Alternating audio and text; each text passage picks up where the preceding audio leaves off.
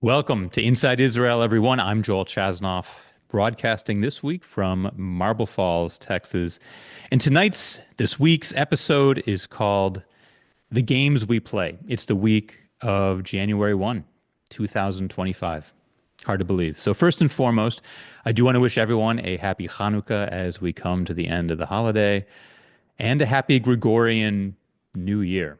I've never been a big fan of the Gregorian New Year. I tend to celebrate Rosh Hashanah and put all my eggs in that basket, but it's impossible to not acknowledge that we're turning the page and moving into another year. And may we all hope it's a better one for Israel than the last one we just had.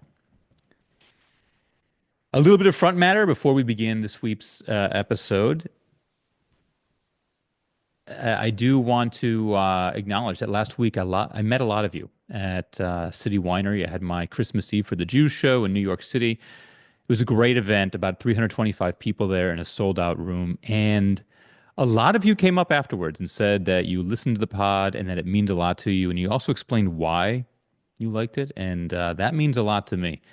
As I've often said, unlike a lot of the other stuff I do, comedy on stage, speaking to groups, etc., a podcast, you're basically in a room by yourself speaking into a mic, and you really don't know the depth or breadth of who you're reaching with your messages and your insights. And to hear from you that it is reaching you and making an impact, that really is impactful on me. So thanks for tuning in, and I do appreciate that kind of support. So as I said, tonight's episode is called The Games We Play. And I'll explain what that means in a moment. But first, I do want to start with a little bit of a personal story that relates to everything going on right now. One of my kids went into reserve military service today in the IDF. She had not been called up until now, but last week she got the call saying that they were asking her if she wanted to come. It actually wasn't mandatory. It wasn't what's called a tzav shmona. Tzav shmona is where you are given a time and a place to report, and pretty much by law, you need to show up. So that was not the case for her. They said, look, we're a little short on people who do your job. Would you be willing to come in? And she jumped at the chance for a couple of reasons, mainly just because she hadn't been called until now. And she really wanted to know that she had done something, not that she had not been doing anything since, for the past 14 months. Certainly she'd volunteered and done other things like a lot of Israelis to help the country move forward. But to put on the uniform, the boots, to report to a military base and actually participate in military miluim, as we say in Hebrew, in the reserves, it was meaningful for her to get that call, and she was really glad. She'd been waiting for quite some time for a call like that to come in. So that was a big step for her to finally get that call. And I'll tell you a little bit about what she did in the Army and what she's doing now without going too deeply into it. She was a tunnel researcher during her military service in the 2019s, 2020, 21 year. And like I said, her job is basically to research and help map the tunnel system underneath Gaza. And I remember her distinctly coming home on the weekends and just telling us that her exact words were, there's a second Gaza under Gaza. I think the IDF was learning just how extensive Hamas's tunnel network was. I think it was always believed that there was a basic tunnel network, the purpose of which was to reach the Israeli border and then go underneath the border.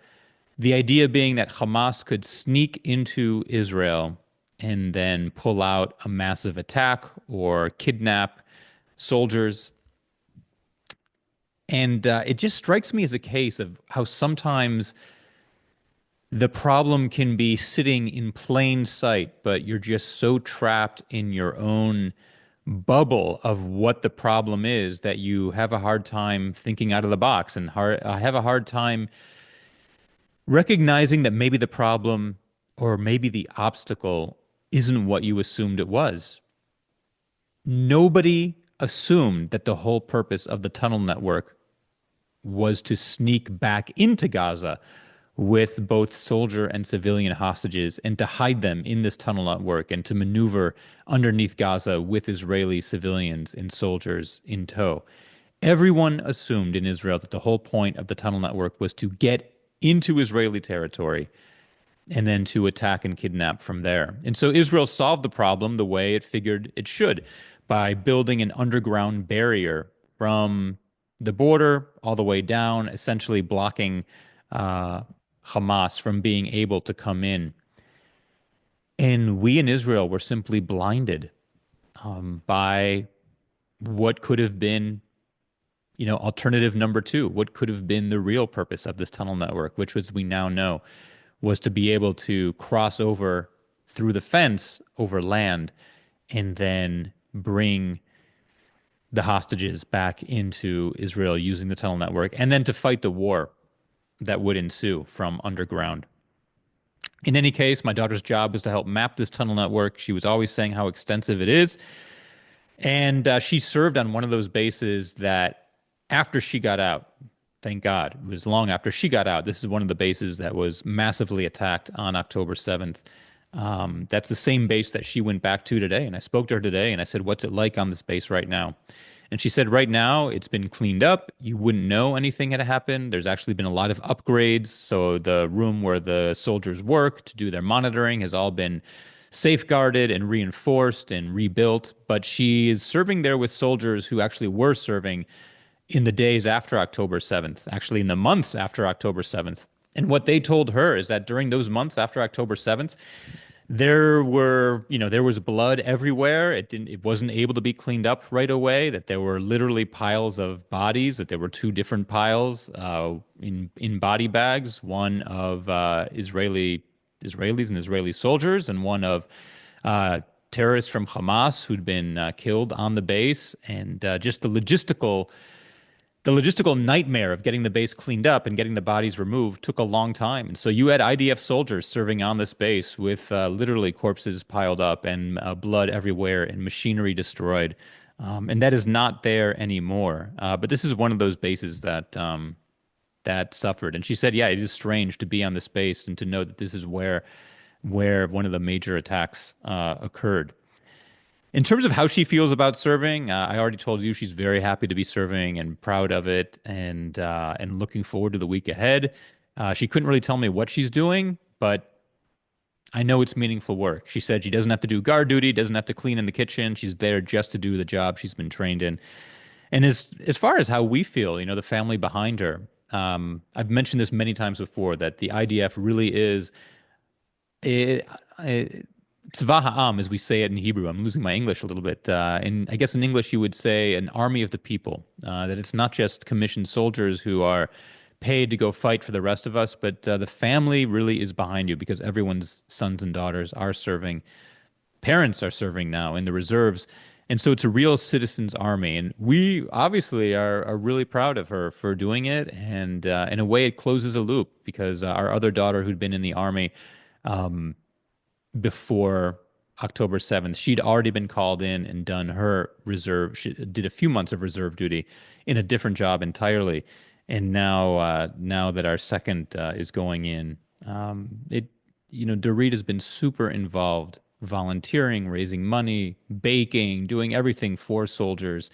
But it's a sense of pride, of course, to have one of your kids serving in the reserves itself and doing something in such a pivotal role. So we're obviously behind her as well, and it does change. It does change our perspective on everything going on. I said to her, I'm going to mention this in a little bit about a recent poll that came out about how Israelis feel about the IDF still being in Gaza. And she said, what I've realized being here is that there's still a lot more work to be done. Now, I don't know if that changes my personal opinion on whether the IDF should be or shouldn't be in Gaza. I've said for a little bit that I feel it's time to end the war and simply pull out to get the hostages out of Gaza. And then whatever fighting we would need to do after that, we would simply have to go in again. That the first priority is to get the hostages out. But hearing from her that, yeah, she is seeing firsthand just how much work there needs to be done still, whether it's destroying tunnels or still getting Hamas operatives who are operating in Gaza. I mean, we're seeing the IDF battling them every day. It does reiterate that this war Whether we want it to be or not, the war is not finished. The mission is not complete. Hamas still exists. Enough of the tunnel network still exists that it could theoretically be a threat. And I think this is why Israel and Israelis we find ourselves in such a difficult position because we know there really is no such thing as complete victory. Either way, it's going to be a bitter victory with part of our mission incomplete. So that was a little personal side to everything going on right now that I wanted to share with you. In terms of the title of the episode, which is The Games We Play, what this refers to is, I'm all about what are Israelis talking about right now. And one of the big things that Israelis are talking about that I'm sure we're not hearing in the media here in the US is just how frustrated we are with the games that our politicians are playing while so many other important obstacles and challenges face the country. And I'm going to tell you about some of those games because you really have to understand what we Israelis are contending with. How maddening it is to see our politicians doing this when there are such when there are other missions that are such more important. So just to give you some backstory, the most recent poll, which I kind of alluded to a second ago, says that just about 50% of Israelis, just under 50%, now believe that Netanyahu is purposefully sabotaging a potential hostage deal in order to save his coalition in the government. I mean, that's kind of mind-blowing when you think about it, that we have 101 hostages in Gaza still. About 60 to 70 at best are still alive. And that most of the public, or half of the public, believes that our government, and specifically our prime minister, is actually trying to not bring the hostages home. And I've explained why in the past. The way Israel's government works is you don't vote for the person, you vote for the party, and whichever party can put together a majority, they control the Knesset, and only then does that majority choose a prime minister. So the prime minister is necessarily aligned with the legislature. And what that also means is that he's beholden to them. The minute the legislature isn't happy with what the prime minister is doing, they'll simply let the coalition dissolve, and that prime minister will be out of office. And that's what we're seeing. It's what I believe. I agree with those in this poll. I believe also that Netanyahu is purposely not bringing the hostages home right now because he knows that it would be the end of his coalition. We have some very extreme members in the right wing of the coalition, Ben Gvir in particular, and Smotrich as well. They want to resettle Gaza, literally make Gaza part of Israeli territory once again, annex it, put settlements there like we had up until 2005. And a full withdrawal of the IDF from Gaza would necessarily mean that that was not going to happen, that we wouldn't be resettling Gaza. So Netanyahu knows that the only way to get all the hostages out would be for the IDF to pull out of Gaza. And he also knows that pulling the IDF out of Gaza would lead to his coalition members allowing the government to dissolve, and he would no longer be prime minister. And then he would face a much higher risk of going to jail for the crimes that he's on, the potential crime, the theoretical, the crimes he's accused of right now, and he's standing trial on. So there's this whole domino effect, but it's kind of mind-blowing that 50% of Israelis right now really don't have faith that our prime minister wants the hostages to come home, at least not badly enough that he's willing to pull the IDF out of Gaza. And the reason I agree with this, and the reason many Israelis believe this, is that we've already seen proof that Netanyahu will pull the IDF out of an area, out of enemy territory, when certain criteria have been met. And we saw this in Lebanon. We fought just, a few months ago. We had this very short but very intense war with Hezbollah in South Lebanon. And we actually pulled out of Lebanon before Hezbollah was completely defeated. In fact, many Israelis believe that what we did in Lebanon is what we should have done in Gaza, and what we're doing in Gaza is what we should have done in Lebanon. Specifically, that we should have stayed in Lebanon until Hezbollah was defeated completely, that we had our boots on their neck and we should have simply crushed them. But instead, we let off. We took our boots off and we withdrew from Lebanon for various reasons, leaving Hezbollah a little bit still intact. Meanwhile, that's what we should have done in Gaza. We should have pulled out of Gaza, left Hamas as it is, but gotten the hostages out. And then we could always go back in and fight Gaza in the future, fight Hamas in the future in Gaza if we needed to. And that's exactly what Netanyahu said, that we could go back into Lebanon and continue fighting Hezbollah if they fire even a single rocket at us. So there's already proof that Netanyahu is willing to pull the IDF out of an enemy territory if we've mostly defeated them, but not completely defeated them. And yet he refuses to pull the IDF out of Gaza. How come he would pull them out of Lebanon, but not out of Gaza? The one logical reason most Israelis have is because his coalition hangs in the balance, because his coalition would fall apart if we pull the IDF out of Gaza and end the war there. So 47% is the actual number of Israelis that believe that Netanyahu is purposefully not pursuing a hostage deal in order to keep his government intact. And the majority, I think the vast majority, 60 or 70% of Israelis believe that the number one priority right now in Gaza is to bring the hostages home, even if it means withdrawing the IDF from Gaza completely. So Israelis are ready to do it, but the prime minister is not. So that's the backstory. That is where Israel stands right now. And this is major. You know, these hostages, I told you this last week in the pod, that these hostages in Gaza, we're treating them like, well, if we do it in a week, that's good. And if we do it in a few days, that's even better. We're losing the urgency. I think we're forgetting just how urgent every single day is for these hostages. We've grown a bit complacent. We're now at 440 something days, maybe 450. And they've become sort of a backdrop to our lives, but one that we've become willing to live with, even as we learn of more and more horrific evidence of what they've had to endure. There was an article in the Times of Israel this week about how the hostages were forced to perform sexual acts on each other. Also, the torture that they've been undergoing has been documented. Whipping, being burned with hot irons, being bound. I mean, meeting the definitions of torture by any stretch of the imagination. And yet we're sort of talking about the hostages as if getting them out in 2 or 3 weeks would also be acceptable.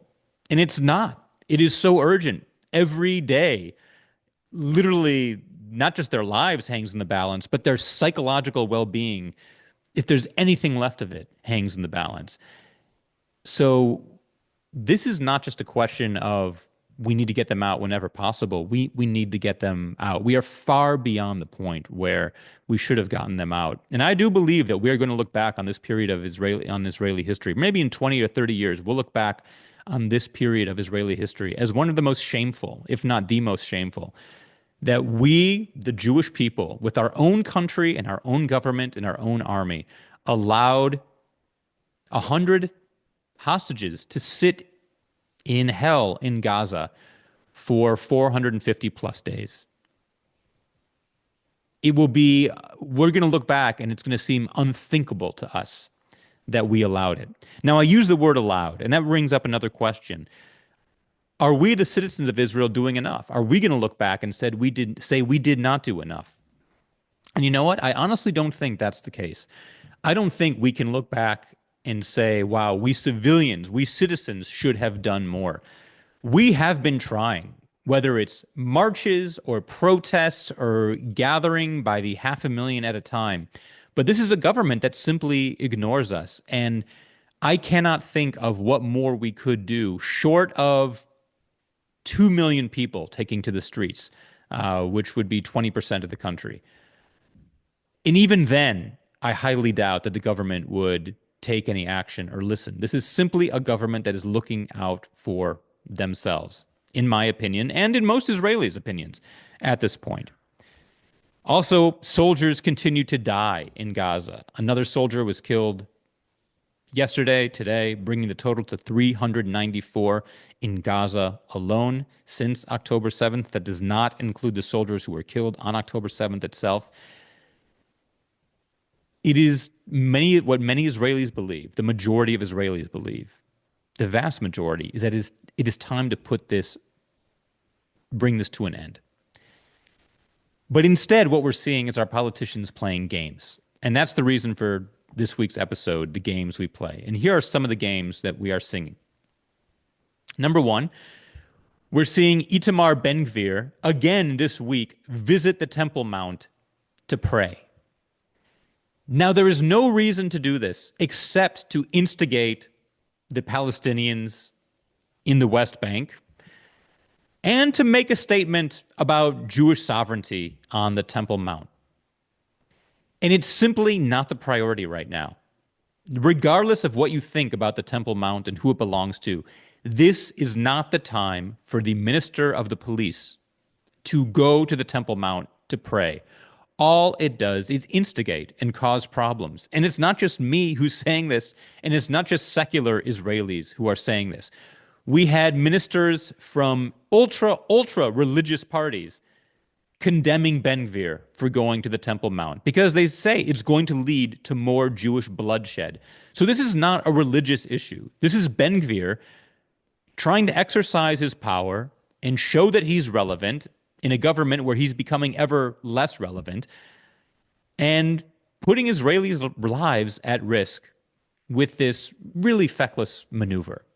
So that's one of the games that we are seeing, that while there are hostages in Gaza and soldiers dying, and still thousands and thousands, tens of thousands of Israelis not being able to move back into their homes in the north, he's going to visit the Temple Mount. It's simply a game, and it's one of the things that we are fed up with. Number two, we have judicial reform being debated once again, as if this is the most important issue right now. As if the hostages is not more important, as if the soldiers in Gaza are not more important. Judicial reform is once again being debated and being attempted to be pushed through.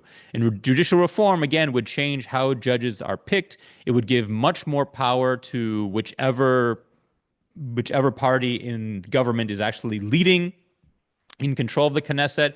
What it would pretty much ensure is that all three bodies, all three branches of government would be aligned: the prime minister, the legislature, and the judicial branch, which in a sense would be the end of checks and balances in any democracy in Israel, which is why it's so essential that it not happen. But again, you have Yair Levin trying to push judicial reform through as if it matters at this point in Israeli history.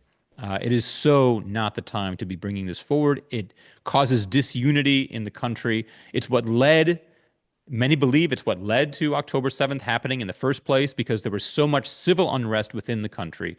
And there was so much distraction by the army, because suddenly the army had to put all their focus on the West Bank, and we had reservists who were refusing to take part in military operations, drills, because they were protesting what they foresaw as the end of democracy.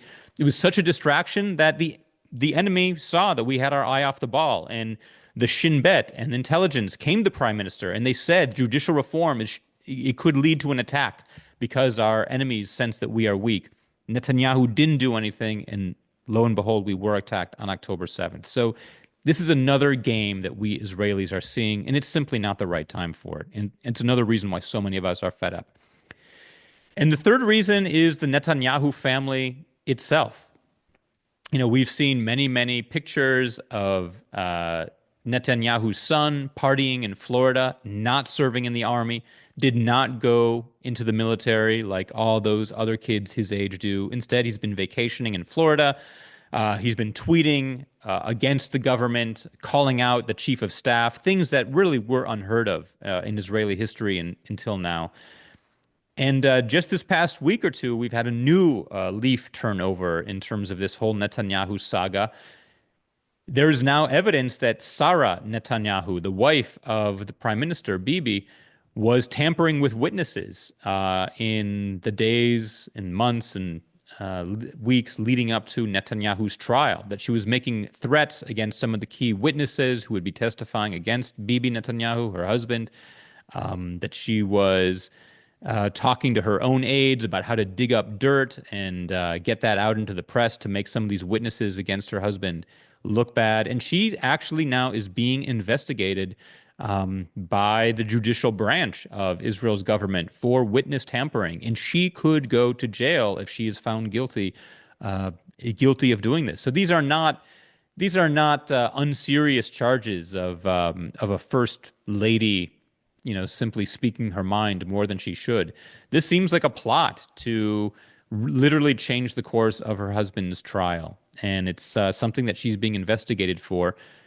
And meanwhile, Bibi Netanyahu, her husband, the prime minister, held a press conference this past week where he was defending his wife and slamming the media, saying that they were too left wing and coming out against them for wasting their time investigating her.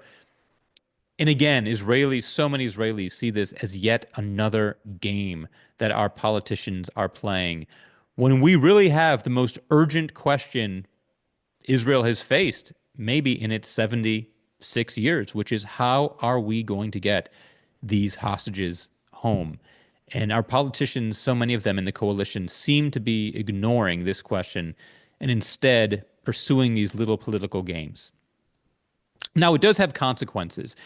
Another poll came out this week saying that if elections were held right now, Netanyahu's Likud party really wouldn't have a chance of staying in power.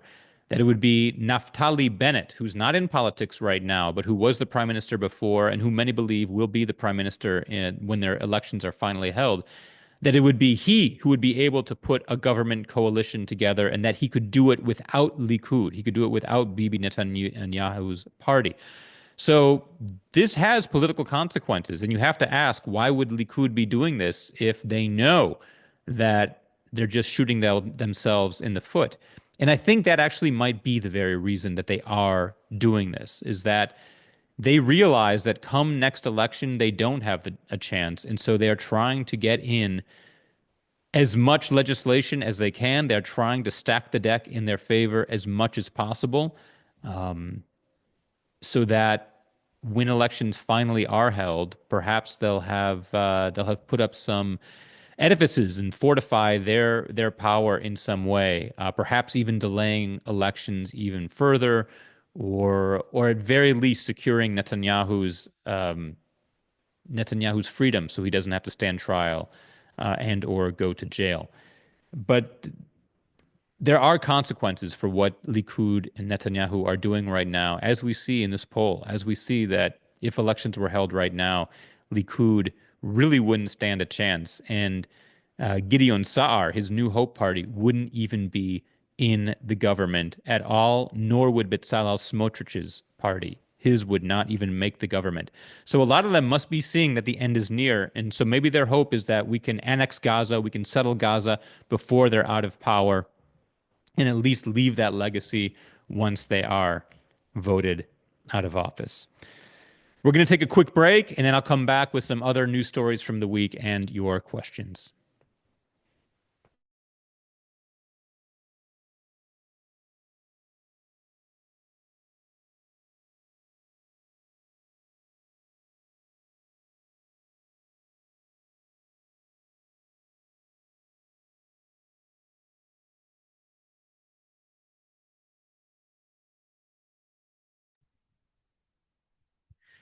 Welcome back to Inside Israel. And yes, I do want to acknowledge one angle of the hostage story that many media outlets, including the New York Times and CNN, yes, they are reporting that the U.S. continues to say that Hamas is the main obstacle to a hostage deal. And yes, that is true as well. It's not like Hamas is being a fair and simple negotiating partner. Supposedly, Hamas has not even provided the names of hostages that they would release. But at the same time, it's also, I'm not talking about what the US press is saying. I'm not saying about the American side of the story. I'm telling you what Israelis are saying. And Israelis feel that despite how difficult it is to negotiate with Hamas, Israelis still feel right now, about half of all Israelis feel, that Netanyahu could do more to secure a hostage deal, but that he purposefully is not because of his own political ambitions. And really just to save his own ass from going to jail is the simplest way to put it. All right, a couple news stories which are related to questions. So we had a few people email in about questions with questions related to the Houthis. What are Israelis saying about these continued attacks by the Houthis out of Yemen? I don't know how closely you're following this story, but yes, there have been a number of drones that have been fired into Israel, destroying a school in Ramat Gan. Thank God the school was empty at the time. I think it was the middle of the night when it happened. And I know my wife and my family back in Israel, they were in the bomb shelter a number of times this week. And I spoke to her during one of them. It was 4 a.m. in Israel. And I said, "Are you safe?" And she said, "Yes, we're safe." But what she said is it's really destroying our lives to be woken up at 4 a.m. night after night and to have to go to the bomb shelter.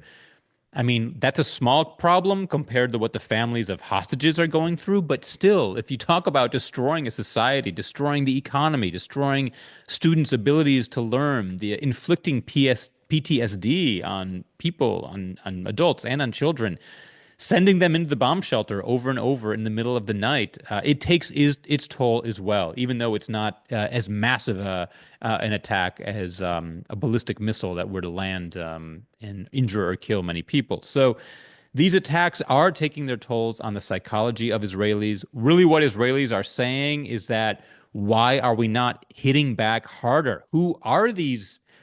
Who are these people? Who are these Houthis? They're armed from Iran, but they don't have modern infrastructure. This is a country that wouldn't stand a chance against the mighty IDF. Why do we continue to take this from them? Israelis don't know. I personally don't know. I feel that we need to attack them and attack them hard. We have been retaliating, but not nearly as hard as we could be. And there's a lot of a lot of talk right now in Israel related to this, that it is time to go ahead and attack Iran. And it's not just the citizens of Israel who are saying this. Supposedly, there was a story that came out this week, and I was surprised to see this actually come out in the media. But supposedly, the Shin Bet and the Mossad are urging Netanyahu to go ahead and attack Iran, that the time is ripe, that Iran's air defense system is down, that this is the time when we could actually remove their nuclear capability, but that Netanyahu is refusing to do so at the moment. This was the actual news story we're seeing in Israel. My hunch is that January 20th is the answer to just about everything. The Houthis, Iran, the hostages. I think Netanyahu is waiting for Trump to come into office with the belief that Trump will pretty much let Netanyahu do whatever he wants. And that is why Netanyahu, for the time being, is kicking the can down the road in terms of retaliating against the Houthis, taking action against Iran, and even negotiating some sort of hostage deal. I don't think any news will develop on those three fronts between now and January 20th. So in answer to your questions, what are the Israelis saying? You know, we Israelis are talking about the Houthis. We're wondering why we're not attacking harder. I believe it's the January 20th answer. And I also believe that nothing, like I said, nothing new will develop on the hostage front, on the Houthi front, or the Iran front until then. Netanyahu is waiting for what he considers his close political friend to come into power. And then supposedly he would be allowed to do whatever he wants and act however he sees fit. That's my take on it. One person wrote in, I thought this was an interesting question. What is the state of tourism right now in Israel? Well, I've talked before about summer tourism and how the teen trips to Israel are down 90% of what they used to be. And that's the latest number I've heard as well. That in a typical summer, 5,000 North American teens visit Israel on various trips, whether it's USY or NIFTY, NCSY, Ramah. But that this coming summer, they're looking at between 500 and 1,000 500 obviously would be a 90% drop. If we reached 1,000, that would be an 80% drop. But that's a serious uh, drop. And you think of how the ripple effects, the tour guides, the bus companies, the admissions to the sites, the hotels, all these places that are losing income because tourist is down. So that's where we stand right now for the summer. The last I heard is that we're still at that 80 to 90% drop. And in terms of just what's happening in Israel right now, this is typically a low tourist month, January. As we move into January, December is always maybe a little bit higher just because people are on a Hanukkah, Christmas break, and so they're coming over. But from what I'm hearing, I'm not in Israel right now, but from what I'm hearing is that tourism is very, very low right now. We don't have a lot of tourists going over. Certainly not voluntarily on their own. Usually the ones who are coming over are part of missions, whether it's Federation, JNF, the occasional synagogue trip. But what you do not have is the, family of four, five, six flying over, taking a tour of the country, walking in the old city, going to Tel Aviv, experiencing on their own, maybe hiring a tour guide for the day. So right now, tourism sadly is quite low in Israel, and the tour guides I know they are trying to do everything possible to make ends meet, whether it's giving virtual lectures online or trying to find some private clients who are coming over with these missions to maybe take them for a day and show them some of the parts of Israel that most tours will not take them to when they're on their missions. But it's a hard time. That's another way that it's another war that Israel is fighting is the economic war and all these ripple effects as the economy continues to be hurt. Look, and this relates to another thing Israelis are talking about is that retiring ministers from the government just voted themselves a $68,000 retirement bonus, for retiring. This at a time when so many Israelis are still not living in their homes, when so many Israelis are serving more than 200 days in the reserves. And now here you have about a 300,000 shekel bonus. About a 250,000 shekel bonus voted to themselves by these retiring ministers. It's just another game that we see being played at our own expense. So I do wish that I had better news and more optimistic things to talk to you about this week. But my mission here is to call it like I see it and to tell you the truth as I am seeing it and I am hearing it myself from the Israelis I talk to and from what I experience as a guy whose family is there right now, even though I personally am not.